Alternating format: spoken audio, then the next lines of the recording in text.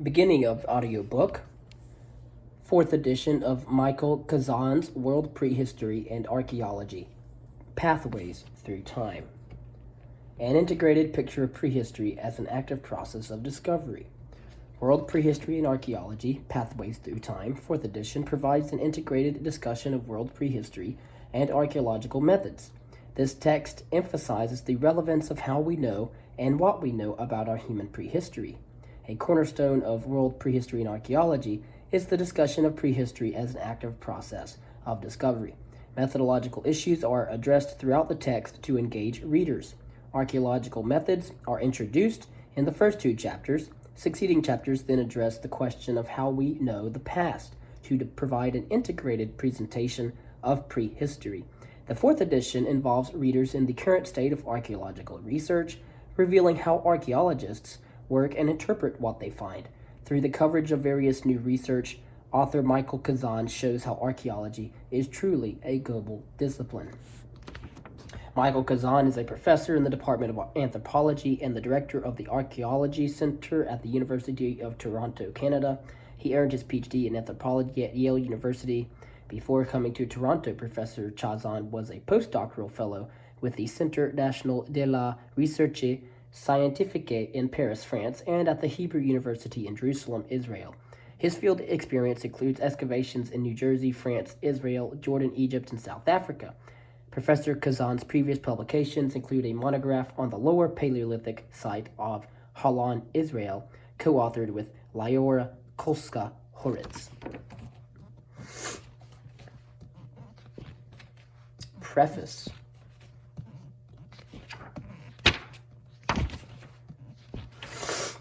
These are exciting times to be an archaeologist. Major social movements are leading us to take a new look at our past. Fears of the impact of global warming have stimulated interest of how prehistoric societies reacted to climate change and have led to the proposal that we recognize our contemporary world as part of the Anthropocene, a distinctive geological epoch shaped by human activity. Occupy Wall Street and the Bernie Sanders presidential campaign have raised awareness of growing social inequality. As a result, there is a new relevance to the question of how inequality became an established element of human society. An increasing awareness and sensitivity to the rights of transgender people also raise new questions about how we think about the origins of gender roles. Sadly, we are also confronted by the massive destruction of archaeological heritage as a casualty of war. These atrocities, along with the less visible destruction wrought by development, challenge us to come up with mechanisms to protect our fragile and irreplaceable cultural heritage. At the same time that archaeology is increasingly relevant to global and local social issues, we are in the process of fundamental changes in the practice of archaeology. The digital revolution is having reverberations across the discipline in the way we collect data in the field, image artifacts in the lab, and make the results of our research publicly available. The rapid advances in molecular biology are providing a new perspective on the past as geneticists excavate the genomes of living humans and extinct hominins, as well as domesticated plants and animals to uncover a buried past. Archaeology increasingly works as the microscopic and molecular scale, a far cry from the heroic days of massive excavations. This book is built around a view of archaeology as a dynamic study of the past. Archaeology is both socially engaged and at the cutting edge of science. In this new edition, the emphasis on the social engagement is found throughout the text in the Archaeology in the World features and in the reports from archaeologists on their experiences of working in the field. New material includes discussion of the origin of the 1% and the impact of the conflict in Syria. The first chapter introduces the methods of archaeology, and in this edition includes a new section on biomolecular archaeology and isotopic analysis, as well as digital imaging techniques, including 3D scanning, photogrammetry, and LiDAR. Archaeology is not just a collection of methods for recovering data, but also ways of thinking about the past. In this edition, there is new discussion of the archaeology of gender, the Anthropocene, and niche construction theory. The shift to digital technology raises new ethical issues of access to information that are discussed in the context of the role of open source publishing in archaeology. The preparation of a new edition also provides an opportunity to incorporate new discoveries. In the archaeology of human origins, these include the discovery of Homo naledi, new data on Neanderthal diet, the role of fire in early hominid societies and adaptation, the origins of stone-tipped spears, and the ecological context of hominid occupation at Olduvai Gorge. There's also expanded discussion of the advances made by genetic studies and understanding the relationship between modern humans, Neanderthals, and the enigmatic Denisovans. No area has seen more significant activity than the study of early human occupation in the Americas, with major new discoveries in Mexico, Brazil, Peru, Chile, Florida, and Alaska. In the study of the origins of agriculture, genetic research has begun to have an impact on our understanding of animal and plant domestication. This edition includes discussion of new field discoveries in Europe, the Middle East, the Amazon, and China. There are also new insights into poorly understood domesticates, including turkeys, chili, bottle gourds, and cacao. In the study of the origin of social complexity, we have added new discussion of spatial analysis of Angkor, the bioarchaeology of the Ur burials, the development of the ceremonial center at the Maya site of Cibal, and evidence for pre-Nazca lines in Peru. The epilogue looks at the archaeology of the modern world. The topics covered include the archaeological perspectives on capitalism and slavery. Archaeology has never been more exciting. It is a field of exploration. In approaching the material presented here, bring your questions, critical thinking, and ideas. These are the tools that advance our understanding of the archaeological past. Part 1 of this book, The Past is a Foreign Country, Getting from Here to There, presents an introduction to archaeological method and theory. This first chapter, Getting Started in Archaeology, begins in the field and discusses how archaeologists locate and excavate sites. From the field, we move into the laboratory to look at how the remains recovered in an excavation are analyzed. Archaeology involves not only conducting field and laboratory work, but also developing a framework for thinking about the past. And so in Chapter 2, Putting the Picture Together, we consider how well we know the past and how much we can learn about it. This chapter presents a brief history of the ways archaeologists have thought about the past. From here, we turn to what we currently know about prehistory. The next 3 parts of the text examine human evolution, agricultural beginnings, and the development of political complexity, respectively. Part 2, Human Evolution, covers the period from the first evidence of tool manufacture to the spread of modern humans, or Homo sapiens, throughout the entire globe. Human evolution involves the interaction between changes in human anatomy and changes in the way humans lived in the tools they used. 4 chapters in this part shows the process of biological evolution while tracking the geographic spread of human populations and developments in the way they lived. Part 3, Perspectives on Agriculture, examines the shift to an agricultural way of life. The development of agricultural societies demanded a profound reorientation of the way humans related to plants and animals, along with equally significant changes in society and technology. Because the transition to agriculture took place independently in several distinct regions, it is possible to take a comparative approach to the origins of this new way of life in order to gain a broad understanding of the process. Chapter 7, Towers, Villages, and Longhouses, presents the archaeological record pointing to the beginnings of agriculture in the Middle East and the spread of agriculture into Europe. Chapter 8, Mounds and Maize, focuses on the origin of maize, in other words, corn, agriculture in Mesoamerica, and its spread into North America. The adoption of maize agriculture in eastern North America is particularly interesting and complex, as maize was integrated into an existing indigenous agricultural system. Chapter 9, A Feast of Diversity, broadens the comparative perspective by briefly considering a number of other civilizations in Africa, China, and New Guinea, and Peru. It becomes clear that the development of agriculture often spanned a period of several thousand years, and that the process differed significantly among several regions. Following the adoption of agriculture, societies in many parts of the world expanded in scale and increased in population, which in turn led to increased social inequality. Power and access to resources came to be controlled by a smaller segment of people, resulting in the emergence of state societies. The final part, Part 4, the development of social complexity, covers many of the world's most spectacular and enigmatic archaeological sites, including Stonehenge, the pyramids at Giza, and the cities of the Maya. As with agriculture, social complexity developed independently in a number of regions. Thus, it is again possible to use a comparative approach to gain a broad understanding of this process. The first chapter of Part 4, which is Chapter 10, Complexity Without the State, considers the monumental sites of Stonehenge, Pueblo Bonito, Kaukia, and Great Zimbabwe, constructed by societies that were characterized by emerging social inequality. The remaining chapters present case studies of early states and empires and are organized geographically.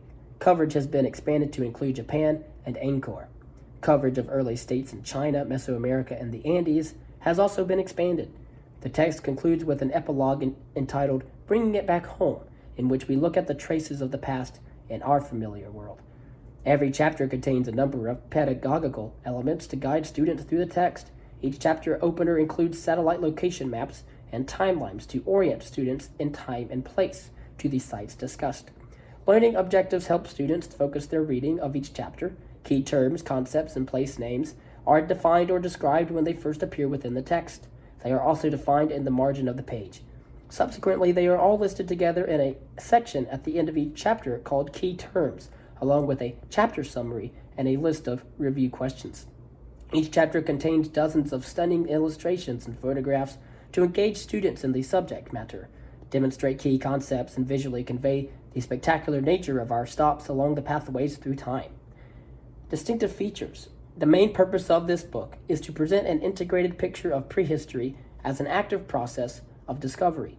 From this perspective, we cannot relegate methodological issues to the opening chapters alone. After students are introduced to archaeological method in the first two chapters, the question of how we know the past comes up on numerous occasions throughout the remaining text. A number of features have been developed to draw together an integrated presentation of prehistory. Toolboxes introduce aspects of archaeological methods that are particularly relevant to the material covered. There are 2 toolboxes per chapter. Toolboxes are critical to achieving the aim of this book. First, to integrate prehistory with an introduction to archaeological methods. Examples of toolboxes include archaeoacoustics, faunal analysis and taphonomy, isotope analysis, experimental archaeology, archaeology and genetics, underwater archaeology, space syntax, and human osteoarchaeology. From the field, a primary goal of this text is to draw students into the process of archaeological research. Rather than sitting on the sidelines observing the game, students should be on the playing field. This does not mean that this book is suitable only for future archaeologists. Rather, it is meant to provide the tools to give any student a lifelong engagement with archaeology, whether through traveling, visiting museums, reading, or joining in a research project. Toward that end, we have also included in each chapter a feature called From the Field, in which people, including students, who are actively involved in archaeological research, write an informal report about a project relevant to the chapter subject. A new From the Field segment in this edition is Gender and Sexuality in the Field. Additional From the Field segments include Following the Footsteps of Our Ancestors by Andrew Dew, a student at Rutgers University, Paleo Epiphany by Lynn A.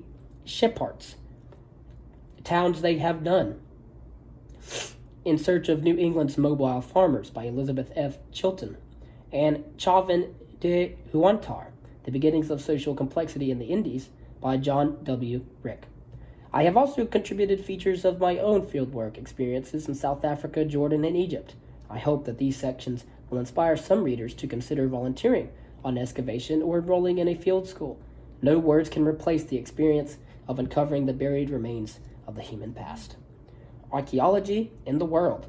Despite the stereotype of the archaeologist as a cloistered academic, archaeology is very much a discipline that takes place in the real world. Issues such as control over human burial remains, the antiquities trade, and the preservation of threatened cultural resources are every bit as important to the field as trials and levels.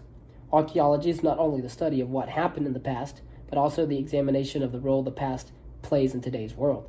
To emphasize the significance of the role of the past in the present, every chapter includes a boxed feature called Archaeology in the World. These boxes pinpoint ethical issues relevant to the archaeology of the periods discussed in the chapter. Through reading these features, students will see that archaeology plays a role in the present. Archaeology in the world topics include religion and evolution, repatriation of indigenous burial remains, the trade in African antiquities, and the catastrophe of warfare, Iraq and Syria. This edition includes features on community archaeology, Political borders in archaeology. Who owns the past? Archaeology and the environment. Archaeology and development. Archaeology and tourism. And ancient agriculture and modern development.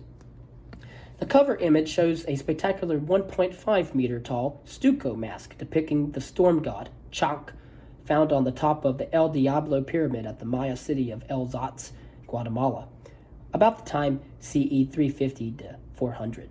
The image on the cover, created using photogrammetry rather than traditional photography, which allows archaeologists to capture the detail of this complex monumental structure as a three-dimensional image.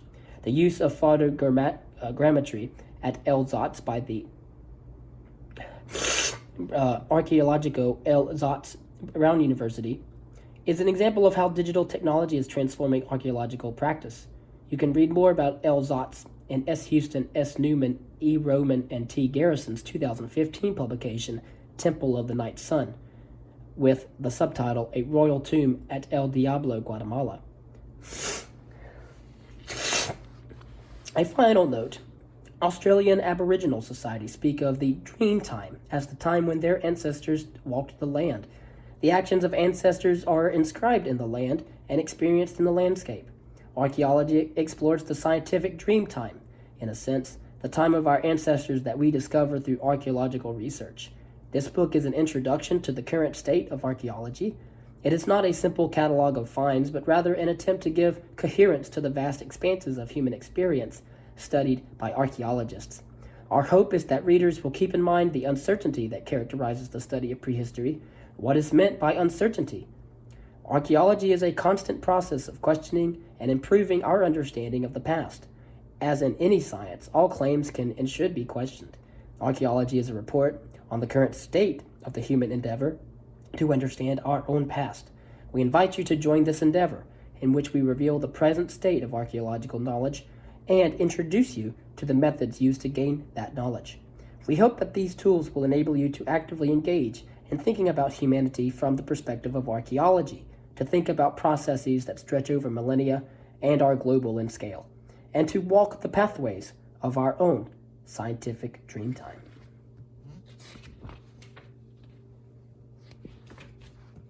World History and Archaeology, Pathways Through Time.